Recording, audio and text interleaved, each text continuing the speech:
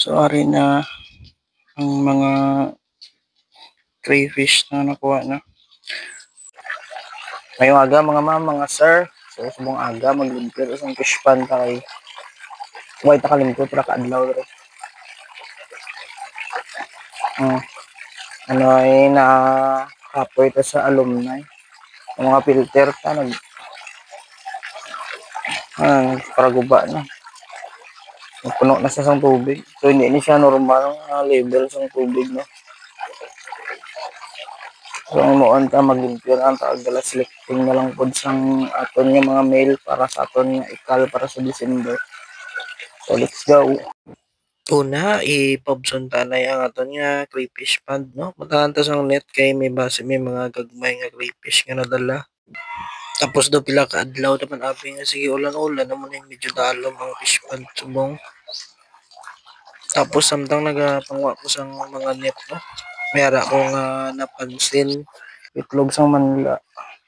Gudamo na sila dire. So may pang-reviewhan kaya pa tanggalon pa na sila. Mga kitikiti na sulod niya. Ayun ang tawag siya, may ulok-ulok. Ano siya, oh.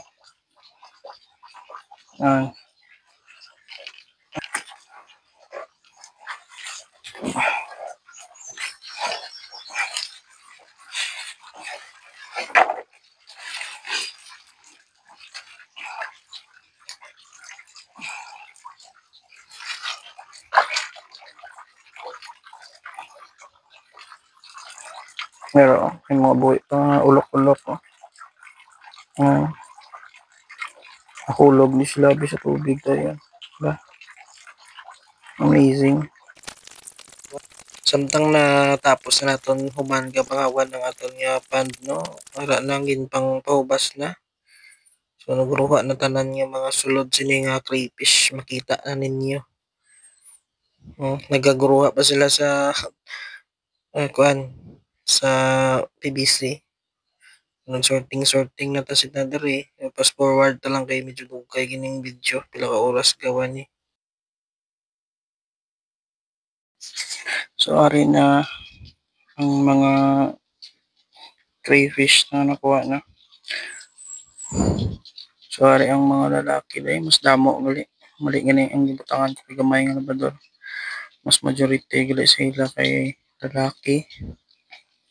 Tapos kanang mga babae. Yung mga sign siya ay hindi siya healthy kay damo sa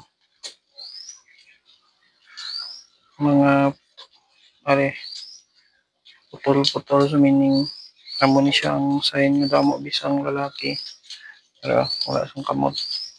So mga aggressive manguna sila. Mga problema ba sa damo sa lalaki sa mga pan. So nang hiwalay ta karon ng iban nga lalaki kag kari pa. So, paano ni mo malaan kung lalaki ba o babae ang crayfish? Sorry, try ito ni siya. So ang lalaki mayroon sini oh. Ngan. Just mulong pagit. Ang isa. Nakita gamay. Kari siya. Ang lupit ay pipo yan siya. Kaya siyempre kaning red niya ang aklo. So hindi tanan ng lalaki may red coat. Isa do babae siya nung tawag niya ang binabae.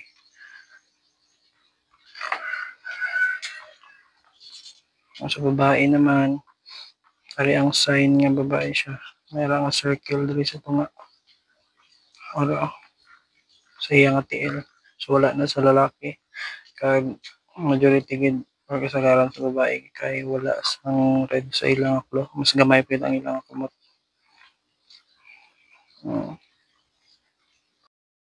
Kay na-sort na naman siya, mag-salt ba na ta? Pinaka-importante gini sa tanan. Tagalimpyo ko sang pispan, regular ko gining pag-ligo sang asin sa mga crayfish kay para mapatay ang mga parasite nga nagpilit sa ila. So ara na siya ibubuta na sa ila. Daliad-liad gini sila no. Alat manggod siya. So hindi lang kamo problema, hindi man sila mapatay. maka-recover man gyapon na sila dayon. Kay ganahan man na silang ginaliguan kay feel nilang gapatay ng mga makatol nga mga parasite. So okay na. Ang next na naman kay magtimpla na pud no para sa mga male nga crayfish. Sorry sila hindi na ni nato isagol liwat ning babae kag lalaki. Ang mga lalaki lain tanan ni sila nga fish pond kay sa December kung may magbakal man kinilo pwede na kamo makabakal kung gusto nyo magluto pag makatilaw man kamo sa crayfish.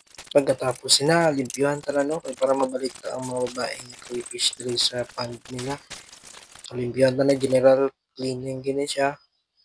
Tapos ang mga lalaki sa next video na lang. So continue watching na lang sa part 2 sa aton paglimpyo sa fish pond.